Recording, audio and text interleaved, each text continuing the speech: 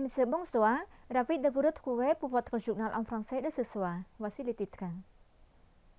Samdech Mohamed Tapdayhon Manat, Premier ministre du Royaume du Cambodge, a réaffirmé que toutes les personnes handicapées au Cambodge ne seraient pas laissées de côté. S'adressant le matin du 21 mars à la cérémonie d'inauguration de différentes réalisations du Centre national des personnes handicapées de Cho Sen et du Comité national paralympique du Cambodge, Samdech Tapdayhon Manat, Premier ministre du Royaume du Cambodge, a dit que le gouvernement royal du Cambodge continuerait d'être aux côtés de toutes les personnes handicapées. Les gouvernements royaux précédents et actuels seront aux côtés de toutes les personnes handicapées du pays, a souligné le Premier ministre. Samdech Tapdayhon Manat a ajouté que le gouvernement royal poursuivrait son soutien et ses encouragements à toutes les personnes handicapées afin qu'elles puissent contribuer au développement socio-économique du pays. J'ai moi-même accordé diverses bourses à de nombreuses personnes handicapées pour renforcer leurs capacités et je souhaite qu'elle soit une ressource humaine potentielle pour le développement national, a-t-il dit. Samdech Tapdayhon Manat a également appelé toutes les parties prenantes à travailler ensemble pour garantir qu'aucune personne handicapée ne soit laissée pour compte. Son Excellence Kete Setha Bandit Chiem Diep, président par intérim de l'Assemblée nationale du Royaume du Cambodge, a accueilli une délégation de haut niveau de l'Assemblée nationale du Royaume de Thaïlande qui a effectué une visite officielle et amicale au Royaume du Cambodge. Suite à l'invitation de la présidente de l'Assemblée nationale du Royaume du Cambodge, Samdech Maharajaphitika Thapdaykhun Sodari, présidente de l'Assemblée nationale du Royaume du Cambodge, Son Excellence Van Muhamano Matha, président de l'Assemblée nationale du Royaume de Thaïlande, a dirigé une délégation de haut niveau de l'Assemblée nationale de Thaïlande pour effectuer une visite officielle et amicale au Royaume du Cambodge du 21 au 23 mars 2024. Son Excellence Kete Setha Bandit Chiem Diep, président par intérim de l'Assemblée nationale du Cambodge, a déclaré que la visite de la délégation de haut niveau de l'Assemblée nationale de Thaïlande est un événement important et historique en tant que pays voisin et premier membre interparlementaire de l'ASEAN qui a visité le Cambodge pour la 7e législature. La visite contribue également de manière significative à l'expansion et au renforcement de l'amitié traditionnelle, du bon voisinage et du partenariat stratégique global, ce qui peut ouvrir de nouvelles opportunités de nos deux pays pour renforcer notre coopération bilatérale. Il a ajouté que plus d'un million de Cambodgiens vivent et travaillent actuellement dans divers domaines en Thaïlande et ont contribué de manière significative au développement socio-économique de la Thaïlande comme du Cambodge. Au nom du peuple cambodgien, Son Excellence Kete Setha Bandit Chiem Diep a remercié le Parlement thaïlandais ainsi que le gouvernement royal de Thaïlande pour avoir protégé les droits des travailleurs migrants cambodgiens et leur avoir fourni la possibilité de gagner un revenu légitime pour fournir aux besoins de leur famille et contribuer également au développement socio-économique de Thaïlande. Au nom du peuple cambodgien, Son Excellence Kete Setha Bandit Chiem Diep a remercié le Parlement thaïlandais ainsi que le gouvernement royal de Thaïlande pour avoir protégé les droits des travailleurs migrants cambodgiens et leur avoir fourni la possibilité de gagner un revenu légitime pour fournir aux besoins de leur famille et contribuer également au développement socio-économique de la Thaïlande. Son Excellence Datina, ministre de l'Agriculture, des Forêts et de la Pêche, rencontre Dr François Roger, directeur général du CIRAD pour l'Asie du Sud-Est continentale. Lors de cette rencontre, Son Excellence le ministre Datina a salué la coopération commune pour le développement de l'agriculture et la protection de l'environnement. Dans le même temps, Son Excellence le ministre a souligné les objectifs stratégiques visant à promouvoir les communautés agricoles modernes et le déploiement de responsables agricoles locaux, ainsi que la création d'une académie agricole. Son Excellence le ministre a en outre souligné la nécessité de discuter de la coopération conjointe en établissant un protocole d'accord pour mettre en œuvre les travaux conformément aux politiques nationales visant à promouvoir le développement agricole, à assurer la sécurité alimentaire et à assurer une économie et un environnement durable. Selon le ministre de l'Agriculture, le Cambodge se concentre sur la qualité, la sécurité, les normes, les politiques, les faibles coûts de production, la valeur ajoutée élevée et une réelle efficacité économique qui profite aux agriculteurs et aux parties prenantes.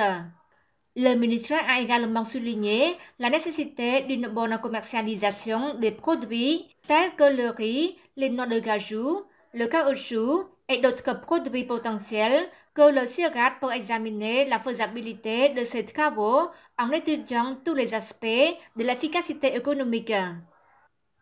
Son Excellence Soprasad, secrétaire d'État du ministère de l'Information, participe à un séminaire sur la protection de la liberté d'expression et de la sécurité de la presse.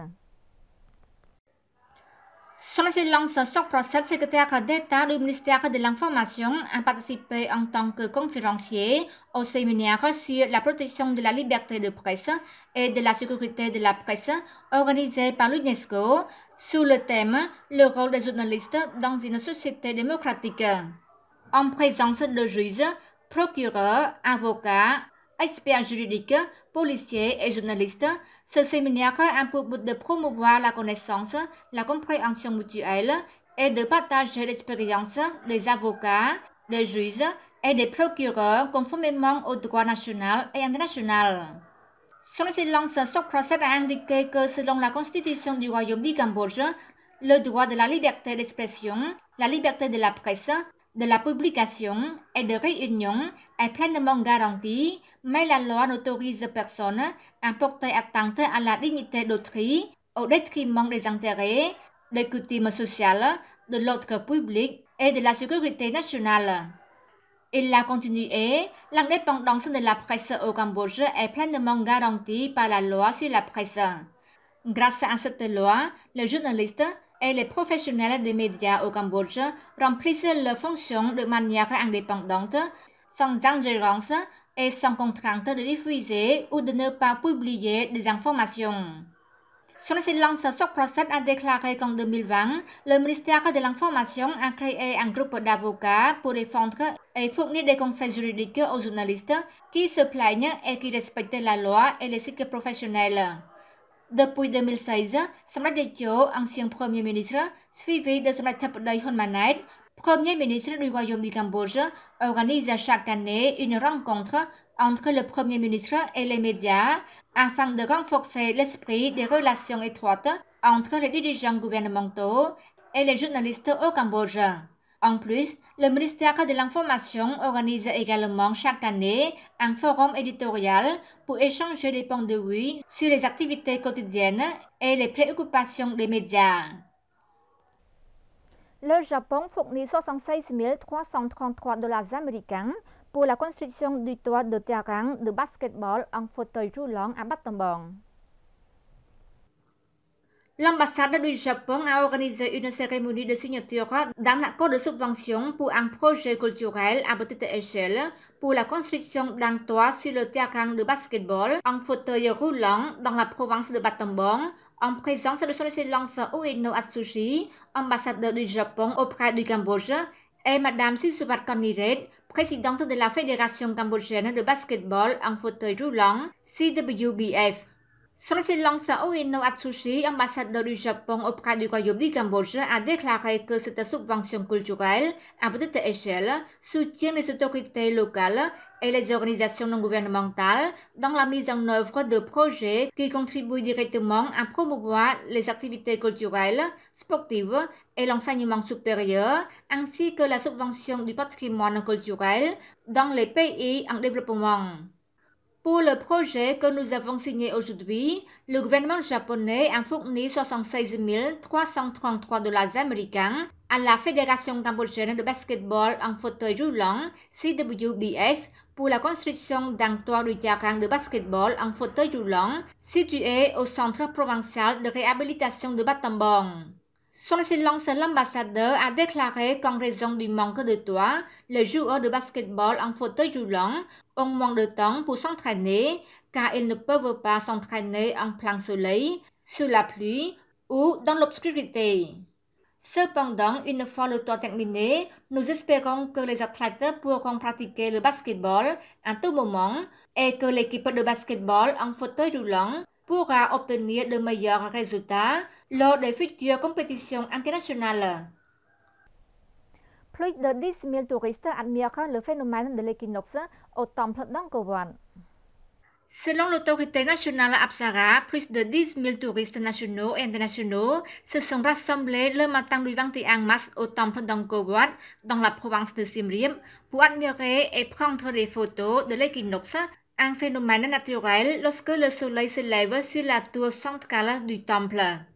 À noter que l'équinoxe est le moment où la durée du jour est égale à celle de la nuit, contrairement à certains mois normaux où la nuit est plus longue que le jour ou le jour est plus long que la nuit. L'équinoxe à Angkor Wat n'est pas une coïncidence, ce sont les ancêtres khmers qui ont préparé l'architecture du temple à l'avance avec l'intention d'ajuster le phénomène naturel pour Angkor Wat afin de créer un événement du lever du soleil sur la tour centrale du temple. Cet événement spécial a lieu 2 fois par an, en mars, équinoxe de printemps ou équinoxe vernal, et en septembre, équinoxe d'automne. Selon morning.co.uk, un célèbre site internet du Royaume-Uni, le temple d'Angkor Wat au Cambodge reste le meilleur endroit au monde pour profiter du lever du soleil. Angkor Wat est l'une des 7 merveilles du monde ancien et un site du patrimoine mondial de l'UNESCO. Ancré dans l'histoire et riche en culture, c'est une attraction incontournable. Bien que les vues de cet endroit soient inspirantes à tout moment de la journée, un lever de soleil ici est à ne pas manquer, a commenté le site internet. Voilà, c'est la fin de notre journal. Merci de l'avoir suivi. Je vous retrouverai lundi prochain pour une nouvelle édition. Bon week-end.